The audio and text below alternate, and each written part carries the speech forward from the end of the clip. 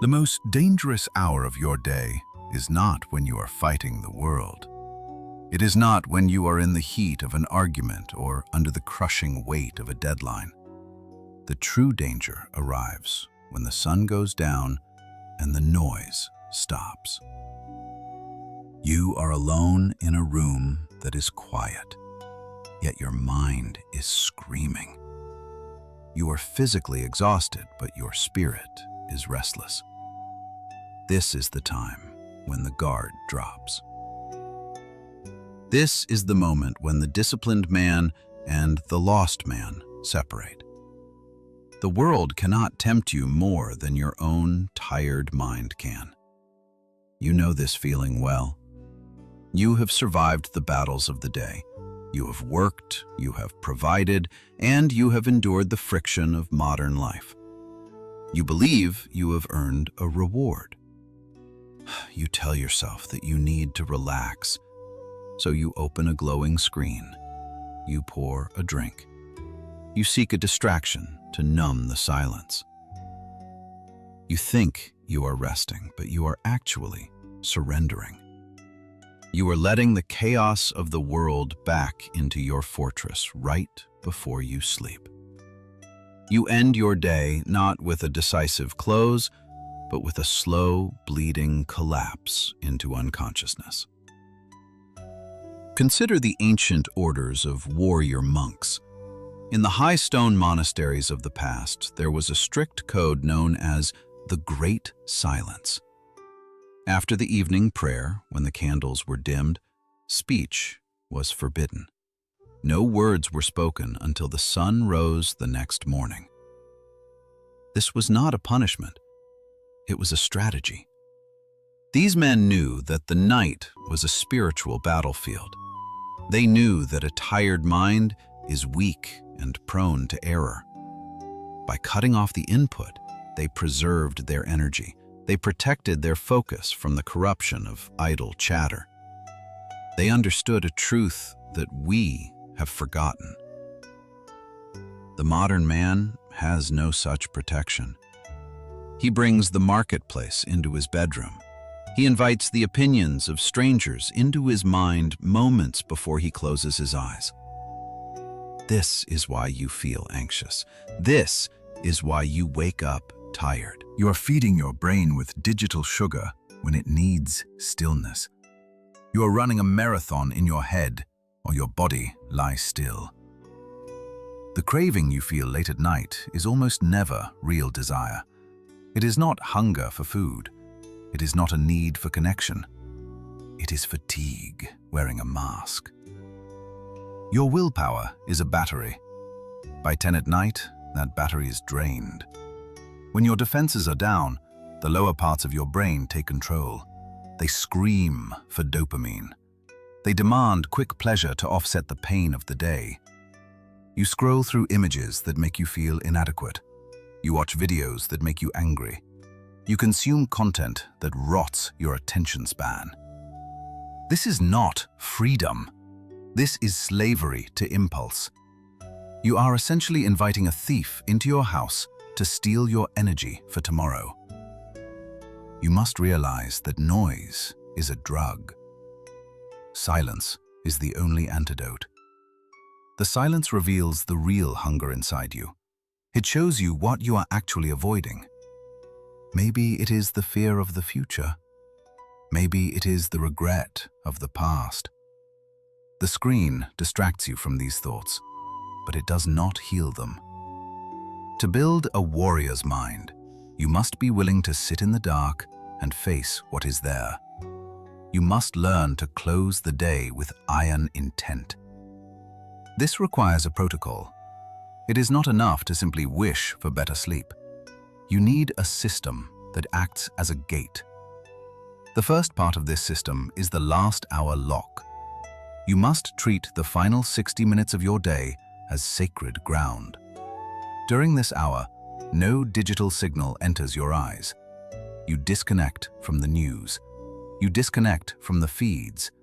You disconnect from the debates of men who do not know you. The world will still be there in the morning. Nothing that happens in that last hour is worth the price of your peace. When you cut the digital cord, you will feel a withdrawal. The silence will feel heavy. This is normal. You must replace the cheap stimulation with high-value reflection. Pick up a book. Read something old. Read philosophy or history, words that have stood the test of time. Let the thoughts of great men wash over the dust of your day. This calms the nervous system. It shifts your brain from a reactive state to a contemplative state. You are reminding yourself of the code you strive to live by. After reading, you must write. It does not need to be a novel. Take a piece of paper and a pen. Write down what mattered today. Did you act with honor? Did you lose your temper? Did you waste time? Be honest.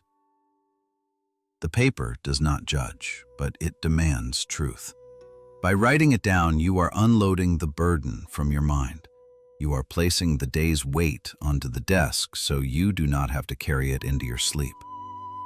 This is how you clear the cache of your brain. Then you must prepare for the dawn. A warrior does not wake up and wonder what to do.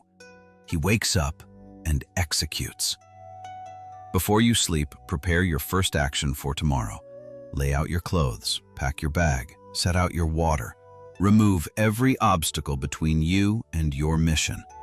When you wake up, there should be no friction. There should be no decision to make. You simply step into the armor you laid out the night before. This preparation tells your subconscious mind that you are in command. It signals that tomorrow is already won. Finally, you must treat your sleep time as a non-negotiable oath. If you say you sleep at 11, you sleep at 11. Not 10 minutes past, not after one more video. Discipline is binary. You either held the line or you broke it. Sleep is not a weakness. It is the forge where your discipline cools into steel.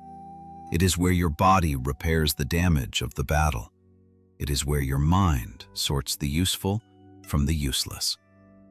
To steal time from your sleep is to steal strength from your future self. It is an act of self-sabotage.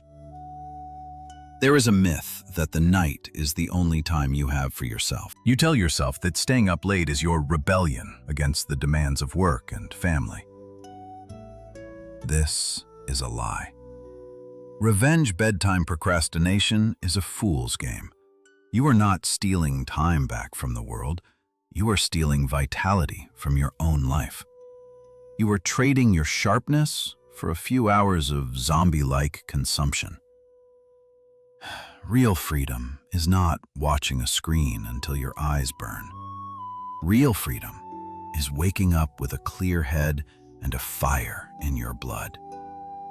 The man who conquers his night conquers his morning. The man who conquers his morning conquers his day. It is a chain reaction.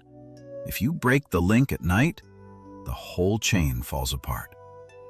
You wake up groggy. You hit the snooze button, which is the first defeat of the day. You rush. You react. You are on the defensive before you have even had your coffee. But when you lock down the night, you protect the morning. You wake up before the enemy. You move with purpose while the world is still chaotic. This is not easy. The pull of the comfort zone is strong. The algorithm is designed by thousands of engineers to keep you watching. They are betting against your discipline. They are betting that you are weak. They are betting that you will choose the easy path of distraction over the hard path of silence. Do not let them win. Do not let a machine dictate how you end your day. Reclaim your territory. Think of your bedroom as a cell in that high monastery. It is a place of rest and recovery, not entertainment. When you cross that threshold, the war is outside. Inside, there is only order. There is only the slow rhythm of breath and the quiet satisfaction of a day finished well. You are not missing out on anything. The noise out there is endless. It will never stop. You cannot consume it all, but you can consume yourself trying. The silence is where you find yourself again. In the absence of other people's voices, you can finally hear your own. You can hear the voice of your conscience. You can hear the voice of your ambition. These voices are drowned out during the day. Give them space to speak in the last hour. This is how you align your actions with your values. This is how you stop drifting and start steering. Tonight, you have a choice. You can do what you always do. You can let the blue light burn your retinas until you pass out from exhaustion. You can wake up tomorrow feeling heavy, slow, and defeated. Or you can take the vow. You can cut the noise. You can pick up the pen. You can prepare the armor. You can close your eyes with the calm certainty of a man who is in control of his domain. The question is simple. It is not about technology or insomnia. It is about who is in charge. Is it the impulse or is it the will?